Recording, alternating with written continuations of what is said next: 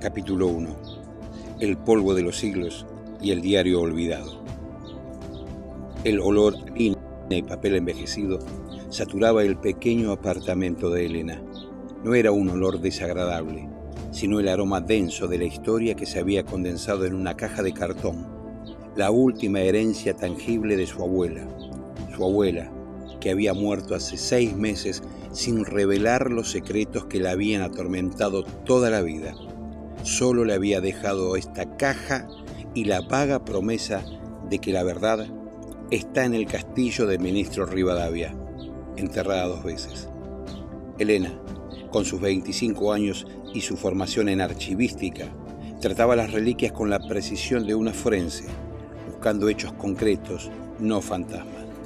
La caja contenía fotografías descoloridas, un manojo de cartas sin remitente y, lo más intrigante, un cuaderno de tapas verdes y gastadas con la palabra Juana, escrita en una caligrafía temblorosa en la primera página.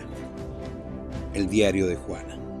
Juana, su bisabuela, era la conexión directa con el misterio peronista.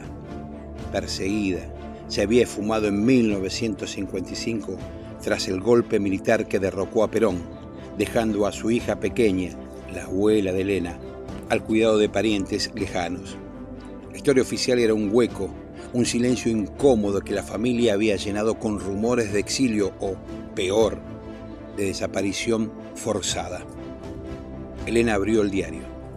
Las primeras entradas no hablaban de política, sino de un castillo de estilo colonial, tardío, grandioso y desubicado en el paisaje rural de Ministro Rivadavia. En las afueras de Buenos Aires, Juana describía el lugar no como un edificio, sino como un refugio, un nido de piedra, donde el tiempo se había detenido. Pedro dice que las paredes recuerdan la sangre de Úrsula, escribió Juana en una entrada de agosto de 1955. Dice que la lealtad y el amor siempre encuentran un camino bajo tierra. La llave que me dio mi madre es la llave de la segunda vida, la que nos une a Jerónimo y a la India. Elena detuvo la lectura, frunciendo el ceño. Úrsula, Jerónimo, la India. Nombres que sonaban a leyenda, a folclore criollo. ¿Por qué su bisabuela, en medio de la persecución política más intensa de la historia argentina reciente, se preocupaba por un romance virreinal de 2 siglos de antigüedad? Junto al diario, encontró la llave. Era pesada, de hierro forjado, con un diseño ornamentado que sugería una cerradura antigua, quizás de un portón o un cofre, no de una puerta moderna. La superficie estaba cubierta por una pátina de óxido que manchó sus dedos.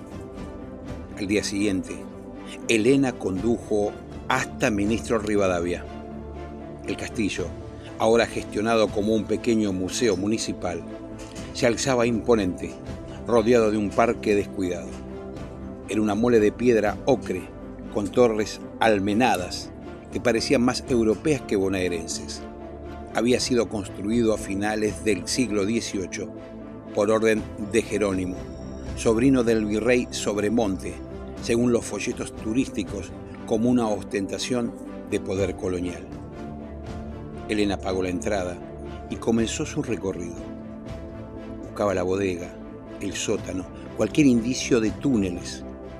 Los guías jóvenes, estudiantes de historia, recitaban datos sobre el mobiliario francés y las batallas de la independencia, pero evitaban cualquier mención a la época peronista o a las historias subterráneas. «Disculpe», preguntó Elena a uno de los guías en la sala principal, donde un retrato de Jerónimo, con su uniforme de la corona y una expresión de melancolía, presidía el espacio. «¿Hay algún acceso a los sótanos o bodegas que no forme parte del recorrido?» El joven la miró con cautela. «Solo la bodega de vino, señora, pero está clausurada por humedad. Es peligrosa». «He leído», mintió Elena con facilidad, «que durante el derrocamiento de Perón en el 55, Este castillo sirvió de refugio. ¿Es cierto que hay túneles que llevan a Quilmes? El guía se puso visiblemente incómodo. Esas son leyendas locales, señora. Nunca se ha encontrado evidencia. Los militares la revisaron todo en su momento. Mientras Elena se retiraba, sintió una mirada intensa sobre su espalda. Se giró y vio a un hombre alto, vestido con un traje de corte impecable que contrastaba con el ambiente polvoriento del museo. Era de mediana edad, de cabello canoso y facciones duras. Su presencia irradiaba autoridad y desconfianza. El hombre se acercó, sus pasos resonando en el suelo de baldosas originales. «Disculpe mi intromisión», dijo con una voz profunda y controlada. «Soy Octavio, responsable de la Fundación Amigos del Patrimonio. La veo interesada en la historia no documentada del castillo». Elena sintió un escalofrío. Su mente, entrenada para el análisis, le gritó que este hombre no era un simple entusiasta del patrimonio. «Solo curiosidad histórica», respondió Elena, intentando sonar casual. «Mi bisabuela vivió en la zona. Hablaba mucho de estas viejas historias». Octavio sonrió, pero sus ojos permanecieron fríos. «Las viejas historias son peligrosas, señorita, especialmente aquellas que involucran túneles. La gente tiende a inventar para justificar ausencias, ¿sabe? La gente desaparece. Es la naturaleza de la historia argentina». La alusión a la desaparición de Juana fue demasiado directa. Elena sintió que el aire se espesaba. «Mis preguntas se basan en documentos familiares», replicó Elena, sujetando el bolso donde guardaba el diario. «¿Documentos?». Octavio enarcó una ceja. «Si encuentra algo relevante sobre la estructura de la propiedad, le ruego que lo comparta con la Fundación. Tenemos un gran interés en preservar la versión oficial, evitar falsas narrativas que puedan dañar la reputación de las familias fundadoras». Octavio se despidió con una inclinación de cabeza. Elena se quedó inmóvil, observando cómo se alejaba. Era evidente que Octavio conocía, o al menos sospechaba de la existencia de algo más que simples leyendas. Su hostilidad no era por el patrimonio, sino por el secreto. Elena salió al jardín, buscando un lugar tranquilo para revisar el diario lejos de la mirada penetrante de Octavio. Se sentó bajo un viejo ombú que, según las descripciones de Juana, había estado allí desde la época de Jerónimo. Abrió el cuaderno y, con el sol de la tarde filtrándose entre las hojas, continuó la lectura.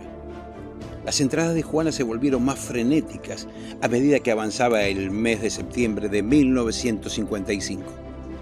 La búsqueda, el miedo, la necesidad de esconderse. De repente, una página llamó su atención. No era texto, sino un dibujo.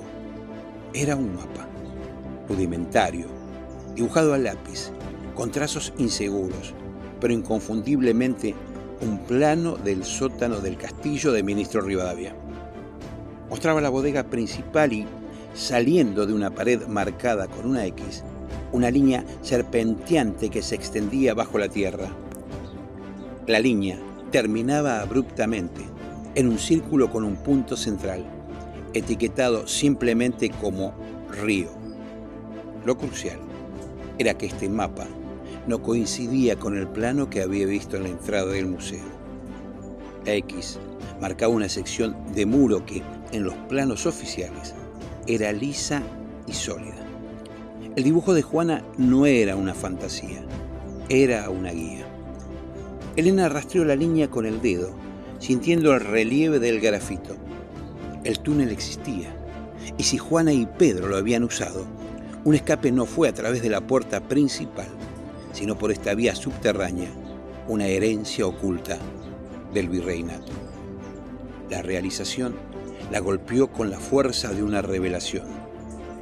Su bisabuela no solo había huido, sino que había sido parte de una cadena de resistencia que se extendía 2 siglos en el pasado. El amor prohibido de Jerónimo y Úrsula había construido el refugio. La necesidad de Juana y Pedro lo habían reabierto.